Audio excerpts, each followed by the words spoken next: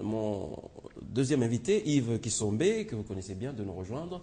Mesdames et messieurs, voici Yves Kissombé, que vous connaissez bien, qui va venir nous rejoindre, qui va se mettre à l'honneur. À côté de Bernadette Flou. Yves Kissombé représente ce que vous disiez tout à l'heure, dynamique, la majorité. Il s'est présenté sous l'étiquette d'un parti politique allié au PPRD. C'est bien cela, Yves Kissombé? Oui, exactement. Ouais. Le BNR, qui fait partie de la mosaïque PPRD, c'est le PPRD. Oui, qui était domicilié chez le PPRD. Absolument. Et c'est un parti créé rapidement avant les élections. C'est pas grave. En tout cas, la stratégie a marché. Tout à fait. Et puis, la rapidité peut aller de pair avec la légalité et la légitimité. D'ailleurs, ça rime, hein. Oui. Rapidité, légalité, légitimité. Il n'y a pas de problème. Alors, Yves Kissombé, je vous appelle ici, il faut que je précise, vous êtes honorable, Yves Kissombé, même si vous n'avez pas été réélu cette fois-ci. Ce que les gens savent, moi, c'est que vous êtes un juriste. Formation, oui. Et que dans le débat qui a... Oui, il est juriste. Hein.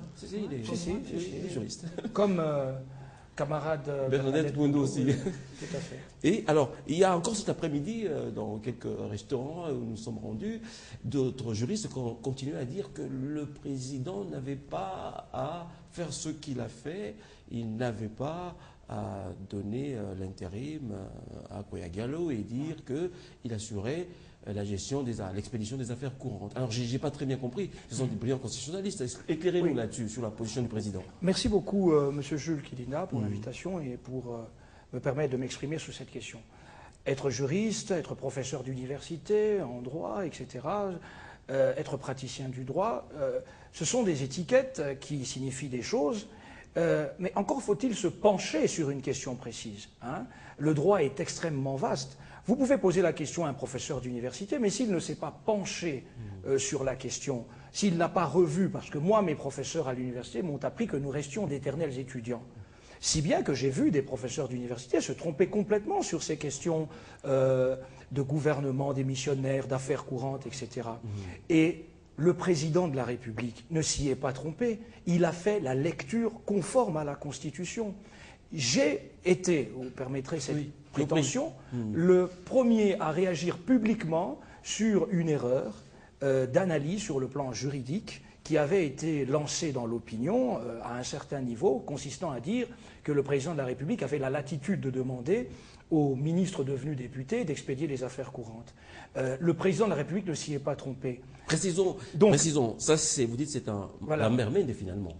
Oui, en tout cas, c'est vrai que... C'est le porte-parole du gouvernement. Non, c'est vrai que... Qui est juriste aussi, hein.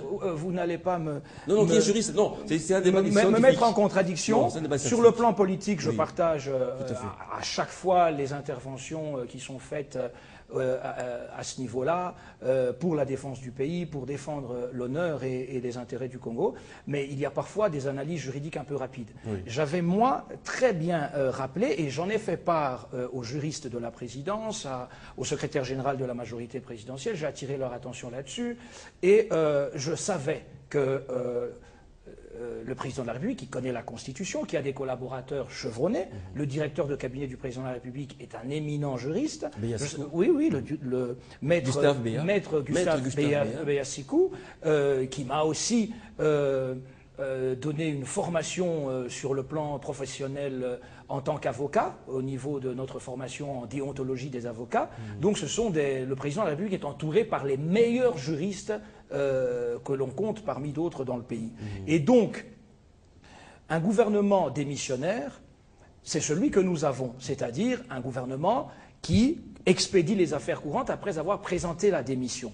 C'est ça un gouvernement démissionnaire, il présente la démission. Il ne faut pas confondre affaires courantes et intérim. Les affaires courantes, l'expédition des affaires courantes, c'est la matière, c'est son travail.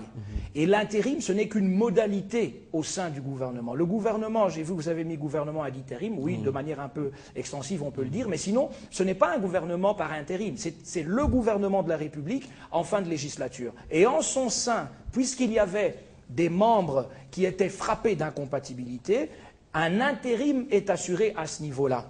Et donc voilà pourquoi le président de la République, parce que j'entends dire, je ne sais pas, je ne l'ai pas vérifié, qu'il aurait signé une ordonnance présidentielle, mais il n'en a pas besoin.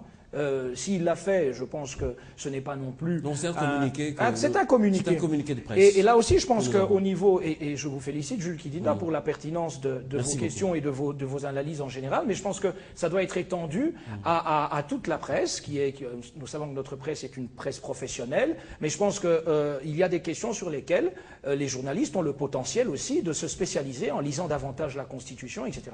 Donc, ça, c'est extrêmement important. Pourquoi est-ce que le Premier ministre qui a présenté sa démission et les ministres devenus députés ne pouvaient pas expédier les affaires courantes, devaient quitter le gouvernement? Parce que notre Constitution crée un régime d'incompatibilité absolue. À l'article 108, il est dit que le mandat de député est incompatible, pas avec la qualité de membre du gouvernement, avec les fonctions de membres du gouvernement. Et les affaires courantes font partie de ces fonctions. Alors vous avez souvent entendu dire, j'ai suivi des professeurs aussi, mais qui ne se sont pas appesantis sur la question, sur différents médias, vous dire non, ça se passe partout comme ça au monde, le Premier ministre est élu, il expédie les affaires courantes. Non, mais ailleurs dans le monde, on ne donne pas un délai de 8 jours aux ministres devenus députés, aux gouverneurs, aux directeurs de cabinet devenus députés. On ne leur donne pas un délai de 8 jours. Ils sont automatiquement remplacés par leurs suppléants dès le début de la session extraordinaire qui installe l'Assemblée. Et eux restent au gouvernement. François Fillon est candidat député à Paris en juin 2012. À supposer qu'à cette date-là, n'est-ce pas, Nicolas Sarkozy a été réélu, parce que sinon il va quitter la primature plus tôt, mais à supposer que Nicolas Sarkozy soit réélu et qu'il attende les législatives. François Fillon est candidat. Si François Fillon est réélu, tant que Sarkozy n'a pas nommé un nouveau Premier ministre, parce que c'est un peu le même système que chez nous, sauf que là-bas, automatiquement, François Fillon, Premier ministre, il ne va pas aller siéger une seule fois à l'Assemblée en début de session. Vous avez vu nos députés. Pourquoi? Parce qu'ils sont couverts, eux, nos députés, pendant une période du début de la session. Non, mais non seulement ça, mais du début de la session, qui est convoquée de plein droit, du début de la session, donc du 16 février, jusqu'au dernier jour qui leur est donné pour faire un choix, n'est-ce pas? Ils sont couverts, mais passé le 8e jour du délai imparti, ils ne peuvent plus être que députés s'ils en font le choix. Il n'est pas possible. Alors qu'ailleurs, je vous le précise, le suppléant vous remplace automatiquement et lorsque vous quittez le gouvernement, vous reprenez votre place. Chez nous, on a retenu cette formule uniquement pour les nominations postérieures à votre entrée au Parlement. Et j'entends dire aussi sur plusieurs médias, ils parlent par exemple des gouverneurs qui ont choisi de rester députés, de rester gouverneurs de province. Eh bien, ils disent non, ils font ça parce qu'après, ils peuvent revenir, la Constitution a été modifiée. Non, ça ne les concerne pas.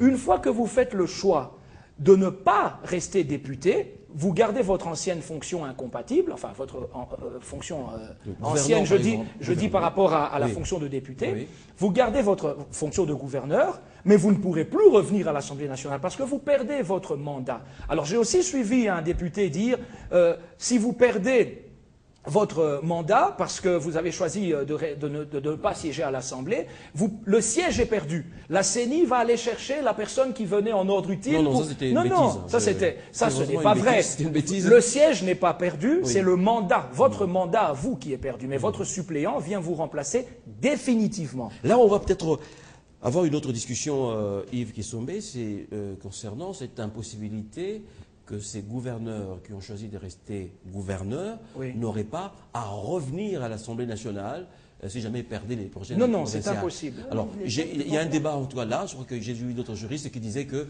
n'y avait rien dans nos textes qui interdisait qu'ils puissent revenir. Jules Kidinda, le problème de beaucoup de juristes ou de prétendus juristes, c'est qu'ils ne s'apesantissent pas sur la question. Le droit est extrêmement vaste. Moi, un avocat, avant de vous répondre de manière précise, il doit faire une étude. Il faut revoir ses notes. Et donc, c'est extrêmement important. L'article 110 de la Constitution règle la question du retour. L'article 110 de la Constitution dit bien lorsque le député est nommé à une fonction incompatible. Vous avez une circonstance de temps, lorsque le député, c'est-à-dire qu'il est d'abord député. Et ensuite, il y a une question d'antériorité. Voilà. D'ailleurs, il faut comprendre l'agencement juridique. L'article 78 de la loi électorale consacre l'incompatibilité. L'article 108, donc l'article 78 de la loi électorale d'abord, l'article 108 de la Constitution consacre l'incompatibilité, elle aussi, avec des fonctions très précises. La Constitution ne peut être interprétée de manière extensive. La Constitution est d'interprétation stricte. S'il y a une interprétation à donner, c'est à la Cour suprême à la donner. Mais nous devons nous contenter de lire la Constitution. Et là-dessus, vous verrez, toutes les incompatibilités sont énumérées. De membres du gouvernement, membres des cabinets, etc. Et pour les cadres de la... Oui, il y en a à peu près 9. Oui. Pour les cadres de la territoriale, la Constitution met une précision. Elle dit qu'il y a incompatibilité, sauf pour les chefs de chefferie et de groupement. Oui. Parce qu'elle considère que pour eux, l'incompatibilité n'est pas opportune. Voilà. Mais pour le gouvernement, il est bien mis incompatibilité, et on ne dit pas, sauf pour le gouvernement expédiant les affaires courantes. On va avancer, Yves. Donc, attendez, je termine simplement. Donc, le président de la République et les juristes de la présidence ont fait la bonne analyse de la question. Le Premier ministre et les ministres devenus députés ne pouvaient pas, une fois investis pleinement députés après le délai de 8 jours, expédier les affaires courantes. Mais pour parler de la démission du Premier ministre Mosito, il est normal, et là il a bien fait, qu'il exprime d'abord son choix. Parce que j'ai entendu aussi dans les médias, les ministres sont allés déposer leur démission à l'Assemblée. Non, ils n'ont pas déposé leur démission à l'Assemblée. Ils sont allés, mais sur beaucoup de médias, ils sont allés exprimer leur choix. Et le vice-premier ministre Loumanou, qui est une éminence grise, a bien dit, nous venons exprimer notre droit d'option. Et c'est tout ce qu'il a dit. Et donc, à ce niveau-là, il faut bien comprendre aussi que si le Premier ministre avait d'abord démissionné, mais il n'aurait même pas eu de choix à exprimer à l'Assemblée. Puisque si vous démissionnez, vous n'avez plus à choisir entre deux fonctions. Non, donc, non, démissionner, c'est-à-dire que le président aurait pu refuser sa démission. C'est dans ce sens-là. Puisqu'il sait qu'il relève du président, je sous-entends une démission acceptée par le chef de l'État. Le président aurait pu dire non, vous démissionnez pas. Donc dans ce cas-là, il n'aurait pas fait le choix d'être député national. Oui. C'est pour ça qu'on lui dit on aurait pu commencer par le président.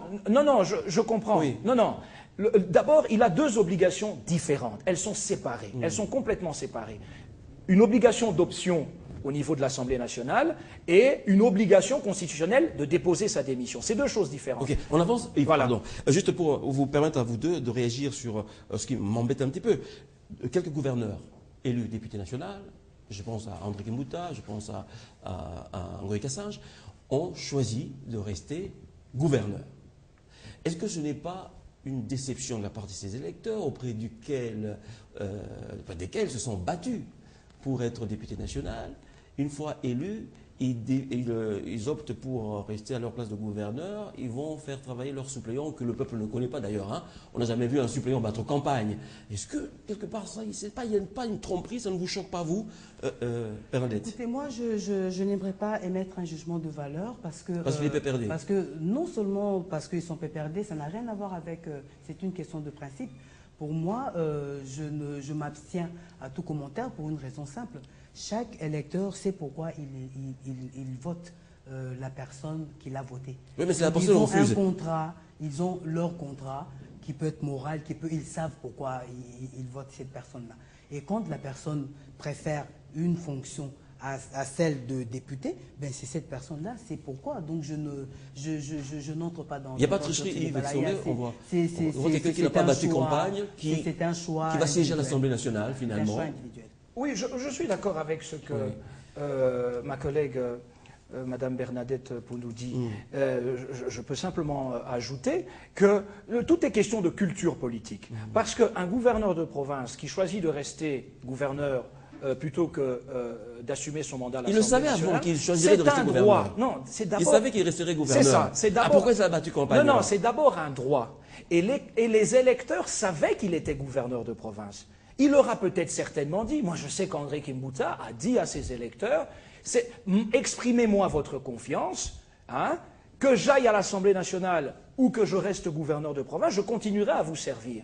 Donc c'est surtout pour consacrer une légitimité aussi à une élection.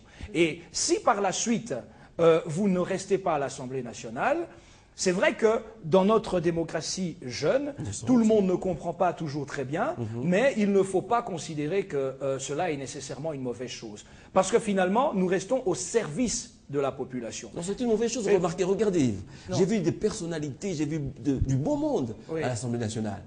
Mais si tout le monde, André Kimbuta, l'autre, laisse la place à leurs suppléants qui n'ont pas leur valeur, la qualité du travail de l'Assemblée va en pâtir aussi. Ça va en pâtir.